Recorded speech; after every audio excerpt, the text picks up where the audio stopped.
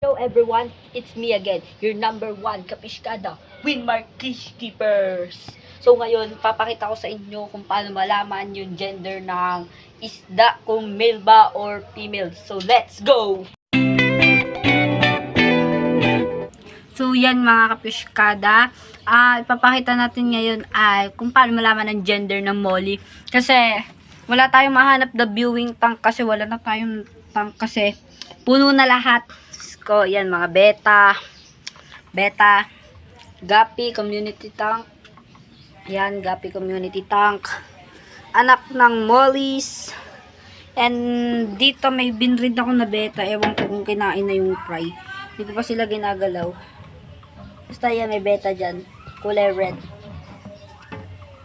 Hindi ko rin kasi siya magalaw kasi po, nasa ilalim siya nitong malaking tank. So, bali umulan kasi ngayon, guys. Kaya ganyan, basa-basa. Kaya inangat ko muna siya para mag-drain siya, ganun. So, balik tayo sa usapan. So, eto, ipapakita ko sa inyo kung paano malaman kung ano ang gender ng molly. And, kung mapapansin nyo, lahat naman, ay, sa molly and guppy pala, pareho lang. Ganito. Wait lang, nagmamadali sila. Panakita nyo na ganyan yung dorsal fin nila, yan. Isa mahaba, yung isa pabilog. Pagka yung mahaba yung dorsal fin, yan yung payat. Tapos, pabilog naman yung isa. Pagka mahaba, sa lalaki. Pagka pabilog, sa babae. So, bale, kumbaga, yun yung sa babae, yun yung sa kanilang, you know your private part nila. Tapos, ganun din yung sa lalaki. So, yun. Tapos, tuturo ko na rin kung paano malaman kung pregnant yung molly. So, pag nakita nyo yan, box type yung chan. Yan siya, box type. Tapos, bloated na siya. Bali, balloon molly nga pala to. Ayan, box type. Tapos, bloated. That means ay preggy sila.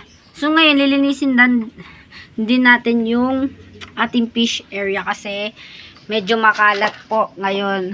Yan, makalat. Tapos may manok nga rin pala ako dito. Pangalan niya ay si Yellow Lady. Shoutout sa'yo. So, ayan, medyo makalat po. Kaya maglilinis tayo. Pasok natin si time-lapse.